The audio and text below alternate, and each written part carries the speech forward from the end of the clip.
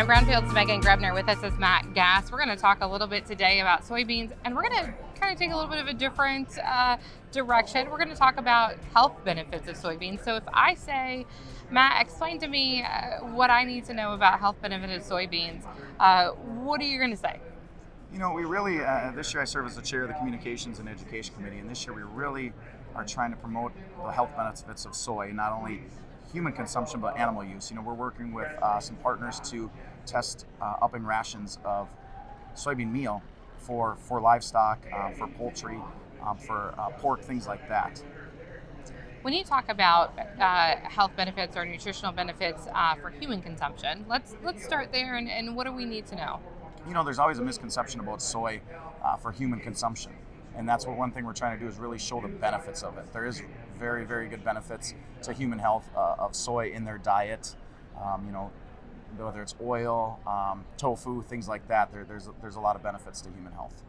Tofu is a favorite of my 6-year-olds in our home. How do you maybe open the door for consumers about taste and flavor and that nutritional then profile of a food like tofu? Yeah, you know, it starts with soy reputation, our brand. You know, we got to get it out there, show the benefits of how soy works in people's diets and the real benefits of it. When we talk about, you mentioned oil as well. What are some things that we need to know about soybean oil in its use today? Yeah, you know, it's good for cooking. Cooking oil is being used a lot. That's becoming more popular. But oil is being used a lot predominantly for biofuels.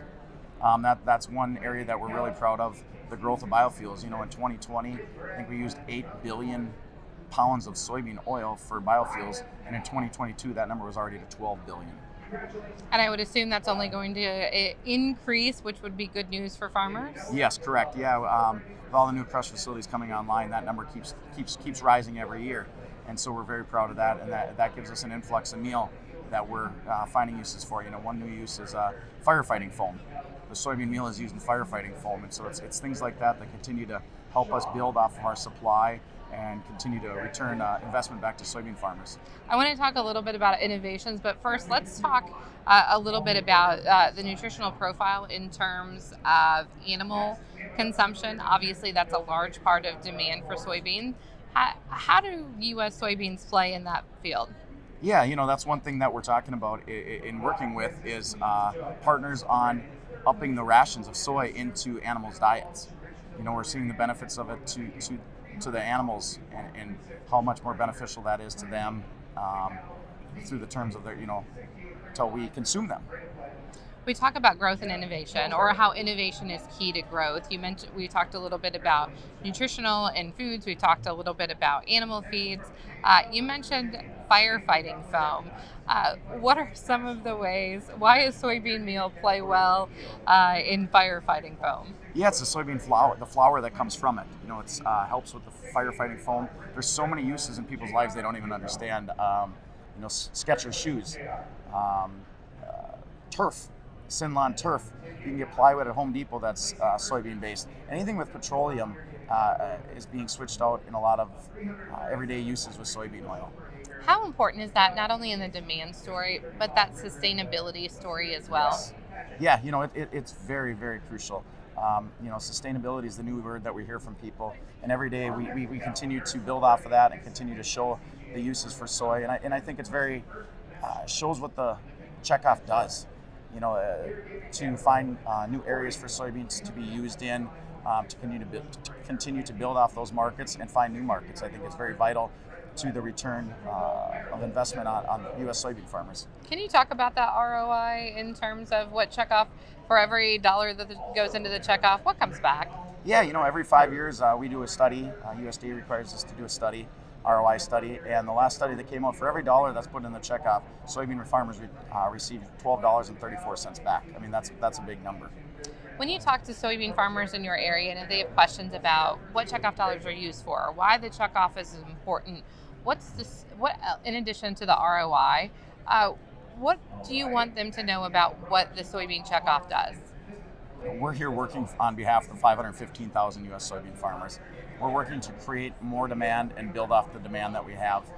We're continuing to production research, things like that, to continue to make the soybean farmer more profitable. Talk to me a little bit about maybe the use of soybeans and some of the changes that you've seen as in your time as farming, and where do you want to see it go in the future? I just hope we continue to build this demand, continue to find new uses. It's really vital that we continue to work with our partners with WISH, USEC. They're out there helping us find these new markets, emerging markets, to continue to create demand. We don't want to be reliant on one or two export destinations. We want the whole world to be, we want to rely on the whole world for U.S. soybeans. Talk to me about those strategic partnerships. You mentioned WISH, but there's also USEC, the United States Soybean Export Council, the U.S. Meat Export Federation. Why is it so important that checkoff dollars are used in those areas and in those partnerships as well? Yeah, it's very crucial for us to work with those partners, invest dollars in those areas. The work they do is spectacular in those emerging market countries, to build them, sustain them, and get them up to where we can ship soybeans to them, whether it's whole soybeans, meal, whatever it is, on a continuous basis. You mentioned soybean meal. Talk about that demand as well, and kind of the nutritional profile and why U.S. soybeans make a good export product in the meal market as well. Yeah, we feel that our product is superior to any other soybeans in the world.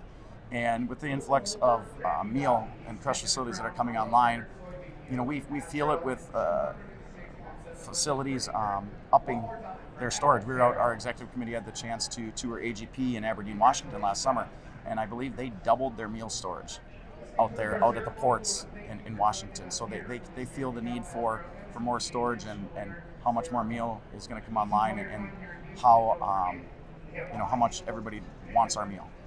How exciting is the future of soy? The possibilities are endless. Very exciting to see the things that we're working on, investing in the checkoff. I really love being on this board. It's very exciting to see the future of soy, and it's going to do great things. I'm Megan Grebner with Managing for Profit, a content partnership with the United Soybean Board on Brownfield.